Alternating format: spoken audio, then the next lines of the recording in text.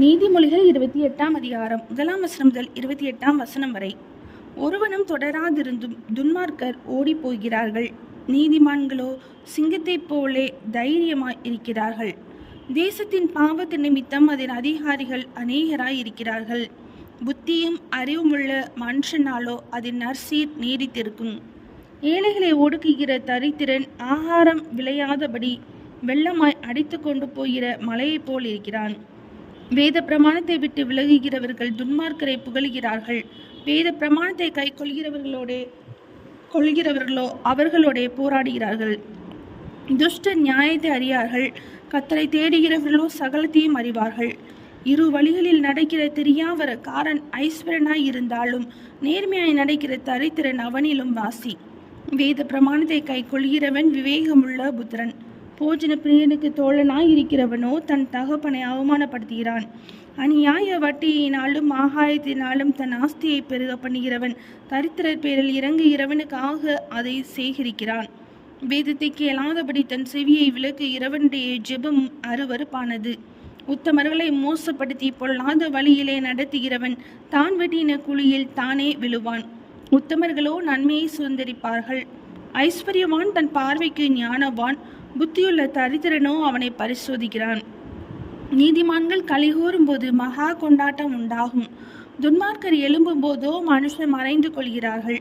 தன் பாவங்களை மறைக்கிறவன் வாழ்வடைய மாட்டான். அவைகளை அறிக்கை செய்து விட்டு விடுகிறவனோ இரக்கம் பெறுவான். எப்பொழுதும் பயந்திருக்கிறவன் பாக்கியவான். தன் இருதயத்தை கடினப்படுத்துகிறவனோ தீங்கில் விழுவான். ஏழை ஜனங்களை ஆளும் துஷ்ட அதிகாரி கெஜிக்கும் சிங்கத்துக்கும் அலைந்து திரிகிற கரடிக்கும் ஒப்பாயிருக்கிறான். பிரபு புத்தியீனனாய் இருந்தால் அவன் செய்யும் இடுக்கண் மிகுதி. பொருளாசையை வெறுக்கிறவன் தீர்க்காயுசை பெறுவான். இரத்த பலிக்காக ஒடுக்கப்பட்டவன் குழியில் ஓடி வந்தால் அவனை ஆதரிக்க வேண்டாம். உத்தமனாய் நடக்கிறவன் ரட்சிக்கப்படுவான். மாறுபாடான இரு வழியில் நடக்கிறவனோ அவற்றில் ஒன்றிலே விழுவான். தன் நிலத்தை பயிரிடுகிறவன் ஆகாரத்தால் திருப்தியாவான். வீணரை பின்பற்றுகிறவனோ வறுமையால் நிறைந்திருப்பான். உண்மையுள்ள மனுஷன் பரிபூரண ஆசீர்வாதங்களை பெறுவான். ஐஸ்வர்யனாகிறதற்கு தீவிரிக்கிறவனோ ஆக்கினைக்கு தப்பான்.